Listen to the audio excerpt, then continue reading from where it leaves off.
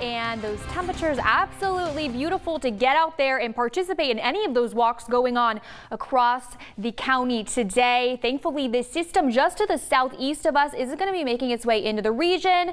We thought it might make its way to the mountains and desert, but it's looking like it's just going to push east and miss us. But it is bringing some cloud coverage today to those mountains and desert. But for those temperatures, we're looking at those above average temperatures only by a few degrees today over the next few days, dipping down to seasonal as well, but those temperatures remaining in those 80s here in the valley, and sunny skies across the board. So that high of 83 today, cooling down to the upper 50s overnight tomorrow. Similar temperatures, 84 as a high, then dipping down to seasonal on Monday. We're looking at those mid 80s returning for the rest of your week into the weekend.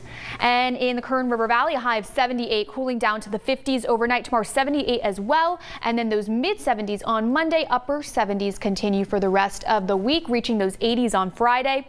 And in Tehachapi, a high of 70, cooling down to the 40s overnight. Tomorrow dipping by a few degrees to 68. And those 60s continue on Monday, but windy conditions throughout the day. Those gusty winds, breezy conditions continue on Tuesday, and those temperatures return to those low 70s. In Frazier Park, you guys are looking at a high of 66, increased cloud cover there. 66 again tomorrow, and windy conditions in Frazier Park on Monday, Tuesday, headed into Wednesday, but those temperatures remain in those 60s. Sunny skies for the rest of the week. And coming up, from one Southwest Yosemite League to another, Independence is undefeated in league play, while the Vikings are searching for their first league win. That and more when 23 ABC News returns. You're watching Friday Night Live, brought to you by Kern Schools Federal Credit Union. Teams are finding their identity in Week 9 for high school football, and in the South Yosemite League, Ridgeview and BCHS were one of those teams coming off of blowout wins from Week 8. But who would come out on top on Friday? The Eagles have been on a slow climb and have settled into league play. The Wolfpack settling in on a starting quarterback, Justin Hinzo, and he would get the start here for Ridgeview, but not good because he would be hit in his own end zone by Ben Urasek. Forced fumble. It's recovered for the safety.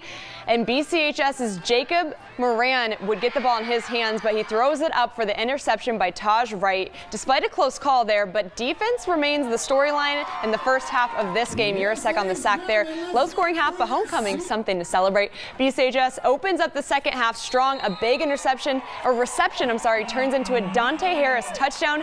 Eagles convert a 2-point conversion. It's 10-0 Eagles. Ridgeview, Sean Allen trying to open up the rushing game. He gets a good gain here, and then Elijah Alexander Williams would fight for 6, but this one is called down short of the touchdown. Later, turnover on downs, ball back in BCHS's hands, and the Eagles hang on for the 16-10 win. And from one Southwest Yosemite League to another, Independence is undefeated